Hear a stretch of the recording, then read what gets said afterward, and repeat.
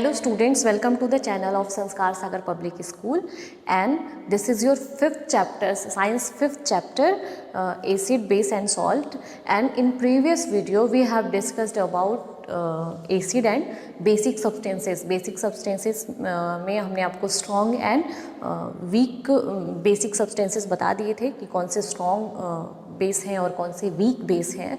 और आज हम जा रहे हैं पढ़ने, आपका जो टॉपिक है वो है प्रॉपर्टीज़ ऑफ बेसिस, यानी बेस के जो है प्रॉपर्टीज़ कौन कौन से हैं। Okay, properties of base. Okay, so first is base is bitter to taste. Okay, bitter in test.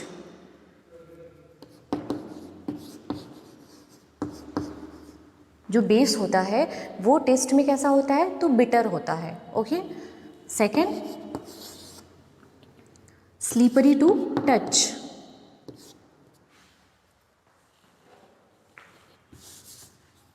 Slippery to touch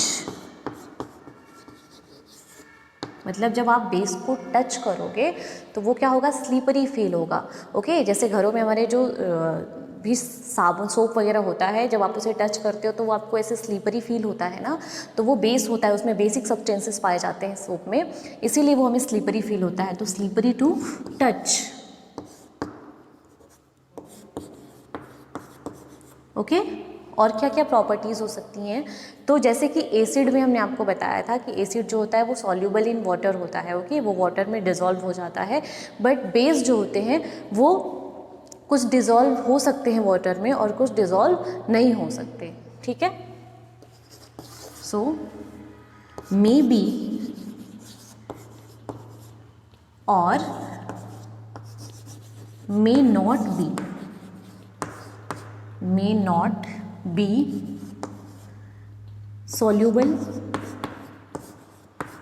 soluble in water। Okay,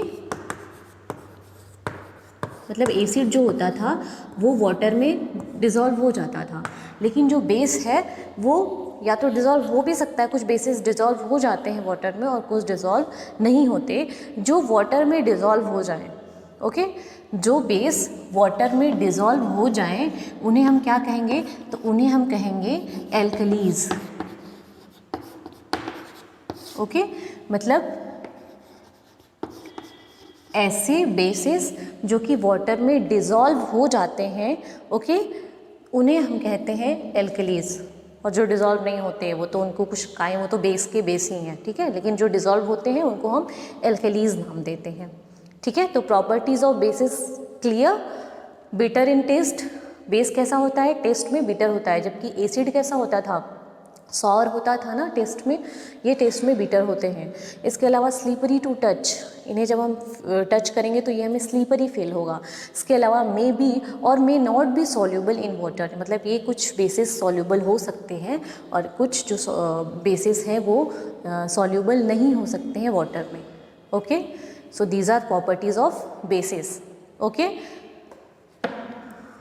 now next topic is our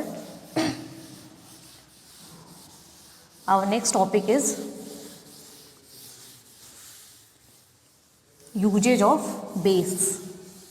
base के क्या क्या uses हैं। Okay,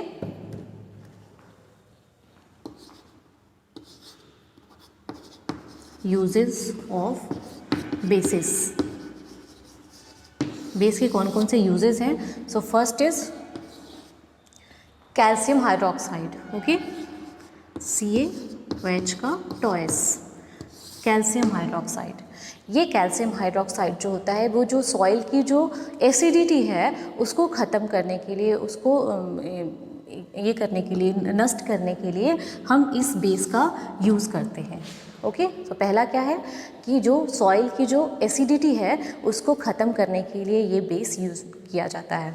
okay, या फिर जो भी white wash या mortar होते हैं उनके ये इंग्रेडिएंट्स के रूप में यूज़ किए जाते हैं। ठीक है, वाइट वॉश एंड मोर्टर के इंग्रेडिएंट के रूप में ये जो हमारा कैल्शियम हाइड्रोक्साइड है वो यूज़ किया जाता है। इसके अलावा एक जो एग्रीकल्चरल क्रॉप होते हैं या फिर पेस्ट होते हैं उनके प्रोटेक्शन के लिए भी, उनके प्रोटेक्शन में भी हमारा कैल्शियम हाइड्रोक्साइड यूज़ होता है।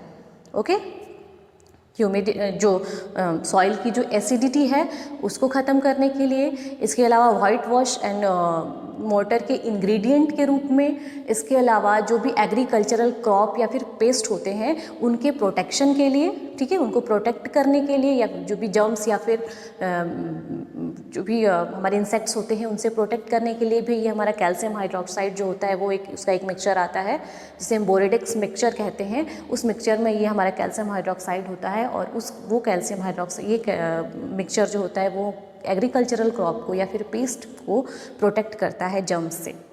ओके, या फिर और भी जो भी इंसेक्ट्स हैं उनसे। इसके अलावा इसका एक और काम है, ये भी जो हमारी जो पेंटिंग एंड डेकोरेशन के लिए जो ड्राई मिक्सेस तैयार किए जाते हैं उनमें भी ये हमारा कैल्शियम हाइड्रोक्साइड जो होता है वो पाया जाता है। तो यूजेज आपको समझ में आया कैल्शियम हाइड्रोक्साइड के क्या क्या यूजेस हैं। तो एसिडिटी एक तो ख़त्म करता है सॉइल से, इसके अलावा एक इंग्रेडिएंट के रूप में पाया जाता है वाइट वॉश और मोर्टर में, इसके अलावा एग्रीकल्चरल क्रॉप्स और पेस्ट्स को प्रोटेक्ट करने का काम करता है। इसके अलावा जो भी पेंटिंग या डेकोरेशन में जो ड्राई मिक्सेस तैयार होते हैं उनमें भी ये कैल्शियम हाइड्रोक्साइड पाया जाता है। Okay, is that clear? And next is magnesium hydroxide, MgOH का टॉइस, मैग्नीशियम हाइड्रोक्साइड। और ये मैग्नीशियम हाइड्रोक्साइड कहाँ यूज़ होता है? तो हमारे जो स्टमक में जो एक्सेस एसिड हो जाता है, एक्सेस जो एसिडिटी होता है उसको करेक्ट करने के लिए ये जो हमारा मैग्नीशियम हाइड्रोक्साइड है उसे यूज़ किया जाता है। हमारे स्टमक में एक्सेस एसिडिटी को करेक्ट करने के लिए जो बेस यूज़ होता है वो होता है मैग्नीशियम हाइड्रोक्साइड, ठीक है। And the third is sodium hydroxide, NaOH। Sodium hydroxide क्या होता है? तो हमारे घरों में जो भी डिटर्जेंट या फिर जो सोप पाए जाते हैं ना उनको मैन्युफैक्चर करने में हमारा जो बेस भाग लेता है वो है हमारा सोडियम हाइड्रोक्साइड, ठीक है। जो हमारे घरों में सोप होता है या फिर डिटर्जेंट्स होते हैं उनमें भी, या फिर जो पेपर और जो टेक्सटाइल्स होते हैं उनके भी मैन्युफैक्चर में, पेपर बनाने में या फिर जो टेक्सटाइल्स होते हैं उनको मैन्युफैक्चर करने में जो बेस भाग लेता है वो हमारा सोडियम हाइड्रोक्साइड ही होता है। इसके अलावा जो हमारे घरों के जो ड्रेन्स होते हैं उनको अनब्लॉक करने के लिए भी, घरों के जो ड्रेन्स होते हैं अक्सर उनको अनब्लॉक करने के लिए जो बेस यूज़ में लाया जाता है वो बेस होता है हमारा sodium hydroxide. So these are some properties of bases. Okay, calcium hydroxide के, मैग्नीशियम हाइड्रोक्साइड के और सोडियम हाइड्रोक्साइड के हमने यहाँ पे आपको यूजेस बताए कि हमारे इनका जो है यूजेस क्या है, और प्रॉपर्टीज़ तो आपने अब देखा ही और ये यूजेस रहा। Okay, in next video we will discuss about indicators. Okay, so thank you.